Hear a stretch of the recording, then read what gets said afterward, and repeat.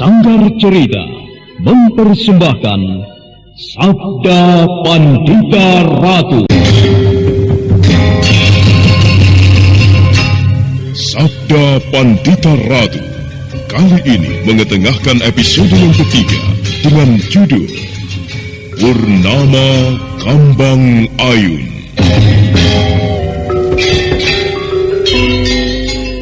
Dalam seri yang ke-61 ini, dengan para pemain, Anas Sambayan sebagai Nyai Salindri, Ivana Rose sebagai Pinaka Swasti Ratu, Ferry Fadli sebagai Kamaswara, Mogan sebagai Hesti Rajasa, Rusli sebagai Paraji Gading, dan pembawa cerita Asdi Suhastra. Malam masih berayun di balik mega-mega hitam. Rembulan pun turut menyepi, mengintip dengan sepotong cahayanya. Setelah beberapa saat waktu bergulir, tanpa terasa fajar telah menyingsing di ufuk timur. Sementara itu di sebuah tempat, di sebuah ruangan yang suasananya nampak suram, rupanya Pinaka Swasti Ratu telah berada di tempat itu. Wajahnya nampak pucat dan tubuhnya pun kelihatan agak lemah. Perlahan Pinaka Swasti Ratu mulai sadar dari pingsannya. Seperti terasa berat kelopak matanya terbuka. Namun belum sempat dia menyadari suasana di sekitarnya, Pinaka Swasti Ratu kembali memejamkan matanya karena tersiram cahaya lampu sendir yang berada di sebuah batu besar tak jauh dari tempatnya berbaring.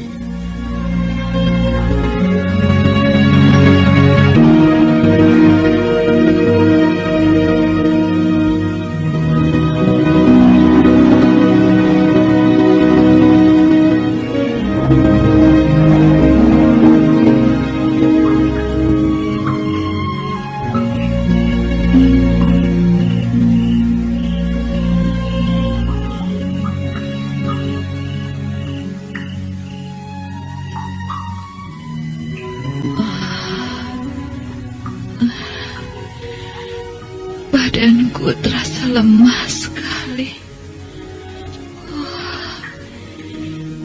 Berada di mana aku sekarang? Cahaya apa yang menyilaukan mataku itu? Cahaya lampu sentir. Tapi kenapa cahaya itu seolah-olah menyilaukan mataku? Apakah karena keadaanku yang lemah, sehingga cahaya yang tak seberapa itu membuat mataku sedikit terganggu? Kenapa tubuhku terasa lemah sekali?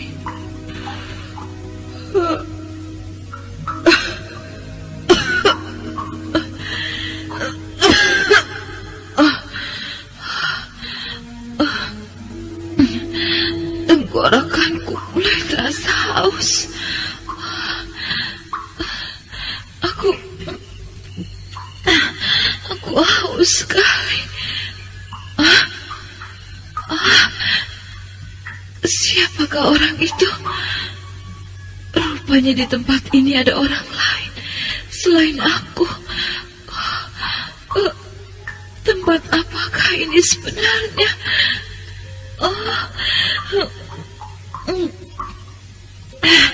Tenggorokanku kering sekali. Kau sudah siumande. Siapakah kau, Nek? Tolonglah aku, Nek. Aku haus. Iya. Tenggorokanku terasa kering sekali. Tenanglah. Nah, ini minumlah.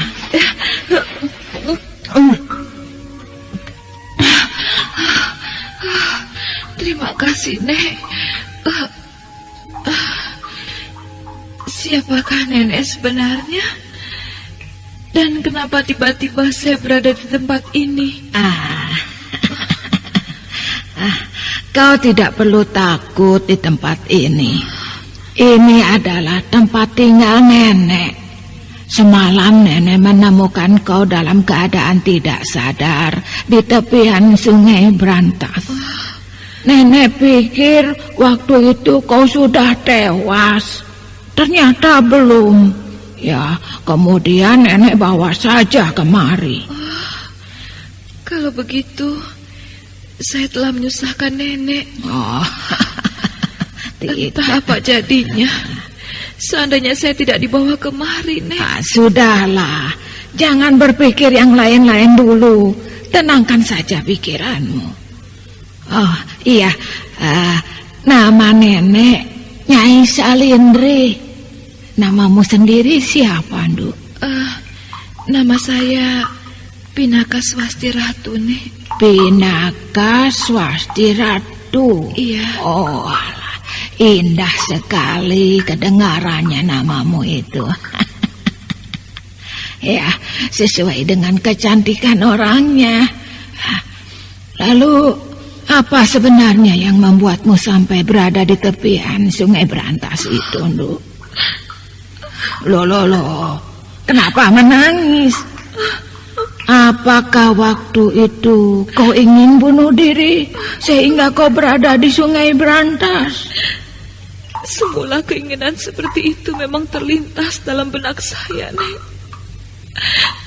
Tetapi saya tidak jadi melakukannya. Namun entah bagaimana saya tidak tahu. Tiba-tiba saya terjerembab di sungai itu. Kemudian saya tidak sadarkan diri, Nek. Oh, iya. Lalu, apa sebenarnya yang menyebabkan kau mempunyai keinginan seperti itu? Apakah kau mempunyai masalah berat yang sukar kau selesaikan? Iya, Nek. Saya sendiri tidak mengerti apa yang harus saya lakukan. Saya benar-benar terpojok dengan masalah yang sedang saya hadapi ini. Kalau boleh nenek tahu, masalah apa sebenarnya yang tengah kau hadapi ini? Pinaka Swasti Ratu kemudian mulai menceritakan apa sebenarnya yang tengah dihadapinya.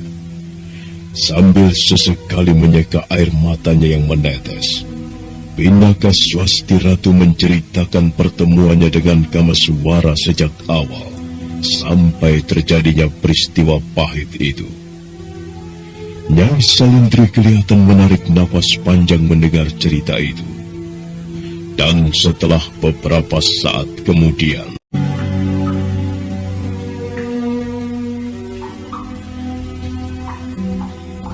demikianlah masalah yang tengah saya hadapi itu, Nek.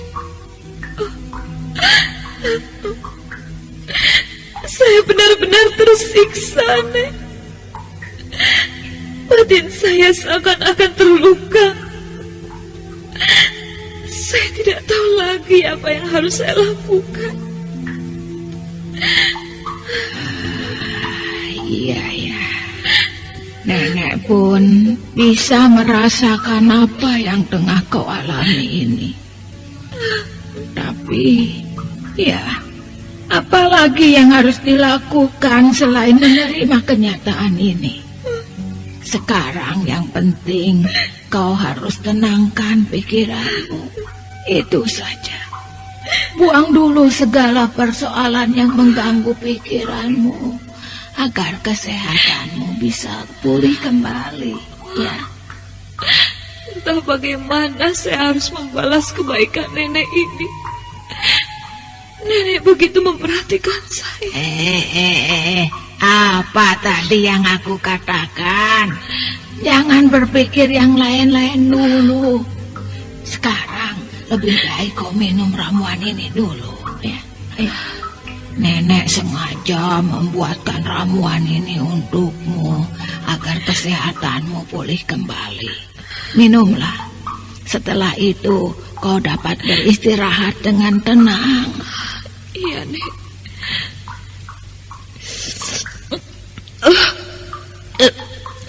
Pahit sekali rasanya ramuan ini, Nek. Oh, tidak apa-apa. Pahit sedikit kok. Sekarang minumlah air gula aren ini untuk penawar pahitnya.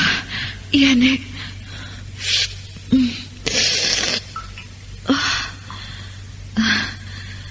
Apakah nenek seorang tabib? Bukan. Nenek bukan seorang tabib. Nenek hanya seorang perempuan tua biasa yang tidak mempunyai kepandaian apa-apa. Tapi kelihatannya nenek pandai membuat ramuan. Oh, itu pengetahuan nenek tentang membuat ramuan hanya sedikit. Dan itu pun hanya sebatas tentang penyegaran tubuh saja.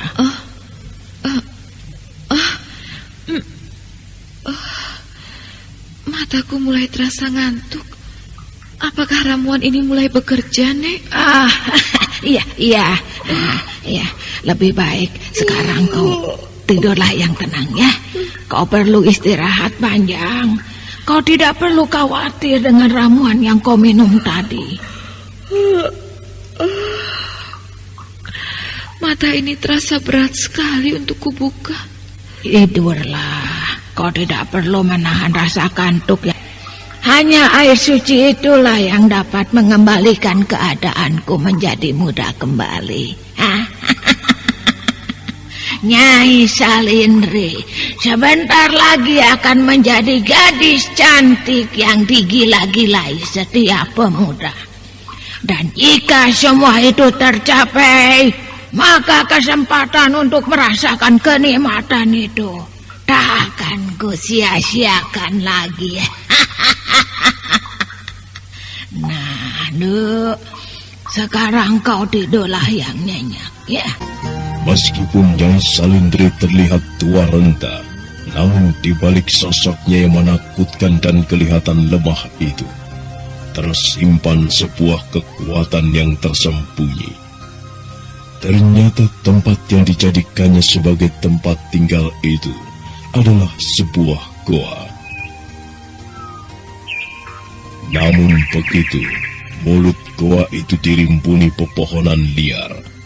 Dan jika dilihat dari luar, tempat itu seolah-olah bukanlah sebuah goa. Untuk sementara kita tinggalkan suasana di tempat itu. Sekarang marilah kita tengok perjalanan Kamaswara yang telah melewati daerah Tawalang.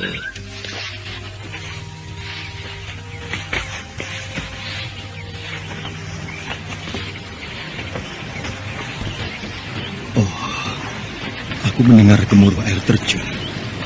Apakah gemuruh air terjun itu adalah air terjun Kambang Ayu? Sebaiknya aku cari saja dari mana datangnya gemuruh air terjun itu. Mudah-mudahan saja aku menemukannya. Air terjun itu tidak juga kutemukan. Padahal aku sudah mencari ke sana kemari. Dan aku merasakan bahwa air terjun itu berada tidak jauh dari tempat tadi. Tapi aneh, aku tidak menemukannya. Aku jadi semakin penasaran. Baiklah, aku akan mencari di sebelah sana.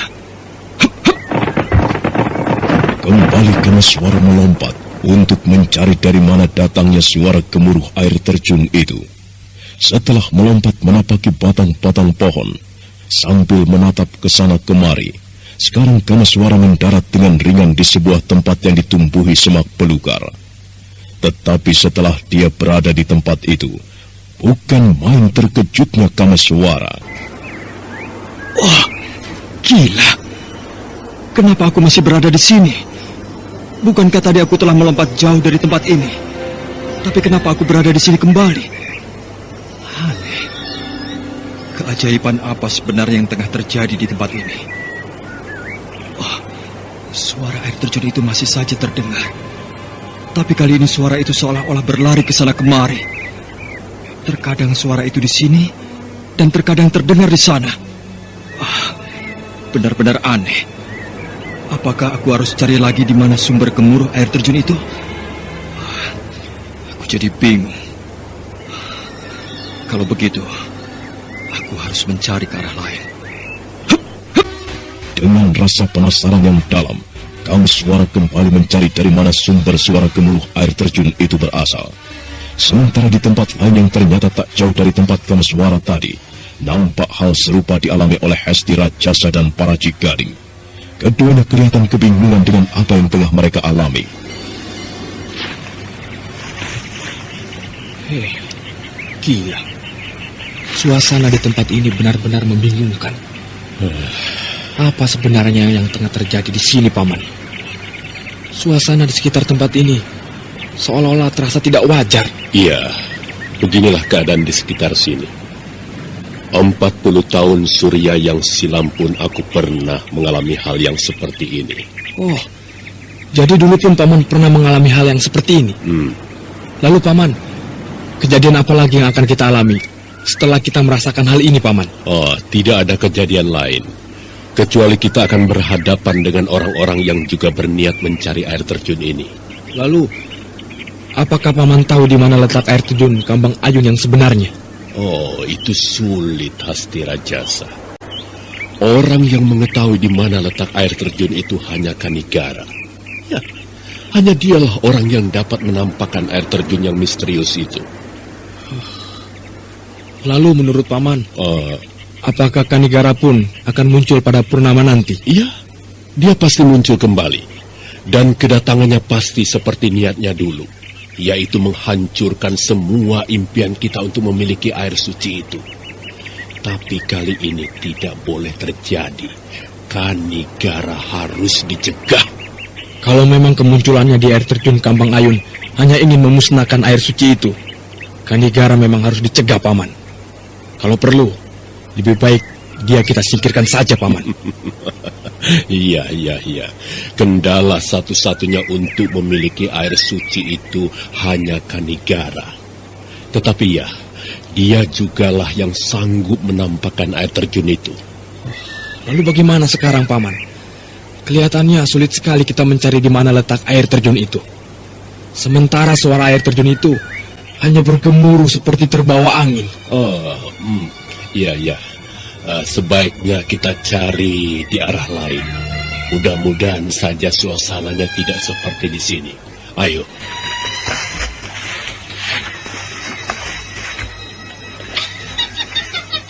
Tunggu, Paman. Sepertinya ada suara tertawan dari seorang wanita yang mendekati kita. Suara tawa itu datangnya bukan dari jauh. Tetapi orang yang akan mempermainkan itu memang ada di sekitar kita. Benar, Paman. Apakah Paman mengenal siapa orang yang mentertawakan kita ini? Iya. Sepertinya aku mengenal orang itu. Sebaiknya bersiap-siaplah menyambut kedatangannya. Paman, lihat! Tua berwajah menyeramkan itu tak lain adalah Nyai Salindri. Sambil berkacak pinggang, Nyai Salindri tertawa terkekeh-kekeh menatap Paraji Gading dan Hesti Rajasa. Keduanya kelihatan geram melihat munculnya Nyai Salindri. Sementara angin berhembus menghempas rambut putih tokoh tua itu. Sambil menghentak-hentakan tongkatnya ke tanah, Nyai Salindri tersenyum menyeringai.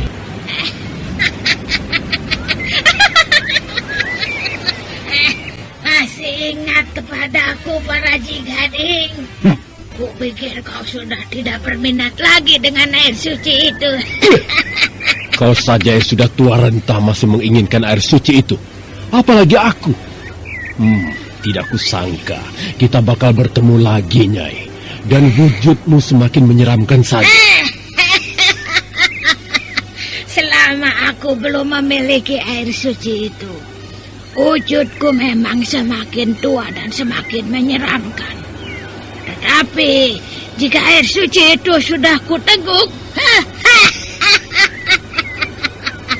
maka aku akan menjadi wanita yang paling cantik di jagat ini. Dan kau pasti akan tergiur melihatku. Tutup mulutmu.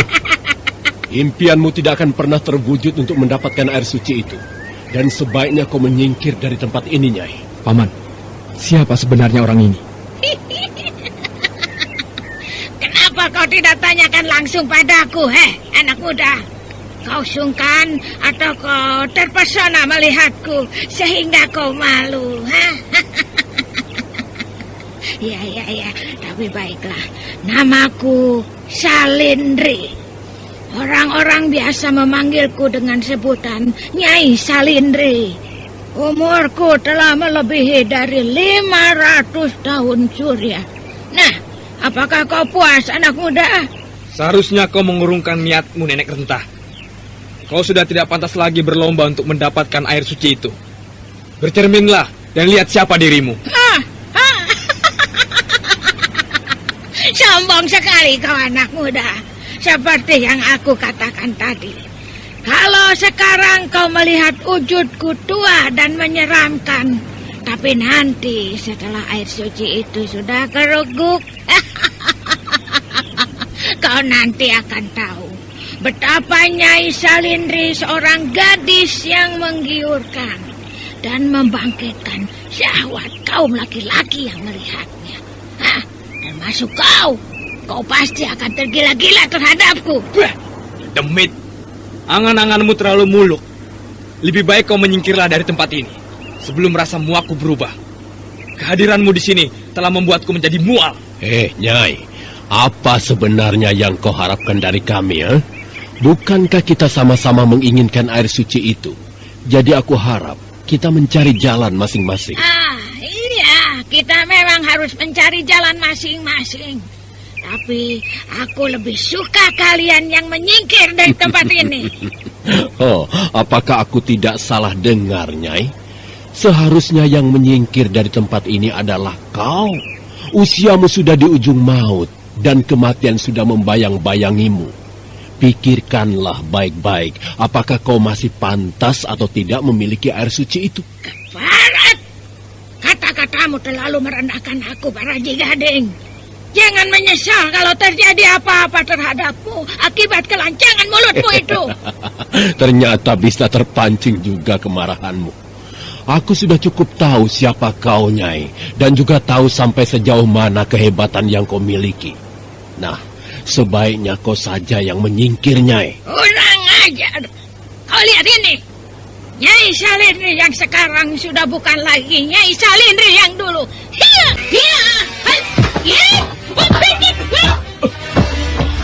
Berhati-hatilah, Rajasa. Wanita tua ini tidak boleh dianggap remeh. Dia mempunyai kepandaian yang cukup tinggi. Paman, apa yang akan dilakukannya? Entahlah. Sebaiknya kau berhati-hati saja, Rajasa. Ingat, pusatkan pikiranmu. Jangan sampai kau terpengaruh dengan apa yang dilakukannya. Iya, Paman. Lihat, Paman. Jaga pikiranmu, Rajasa. Aku sudah katakan jangan terpengaruh dengan apa yang dilakukannya. Iya.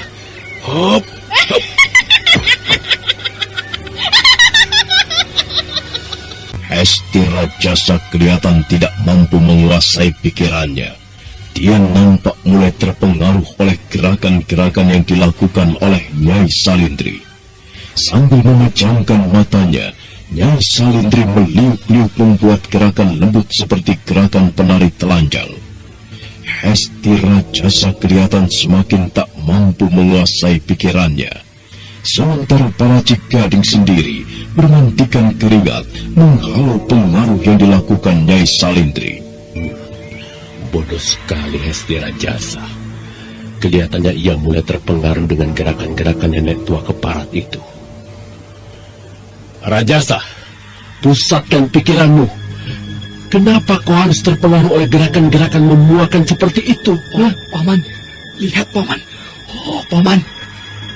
Nyai Salindri tiba-tiba saja berubah menjadi seorang wanita yang cantik dan menggiurkan. Sudah, pusatkan pikiranmu, Rajasa, pusatkan. Yang kau lihat itu hanyalah bayangan semu yang mempengaruhi mata dan pikiranmu, Rajasa. Wanita itu tidak lain hanyalah nenek-nenek renta yang menjijikan.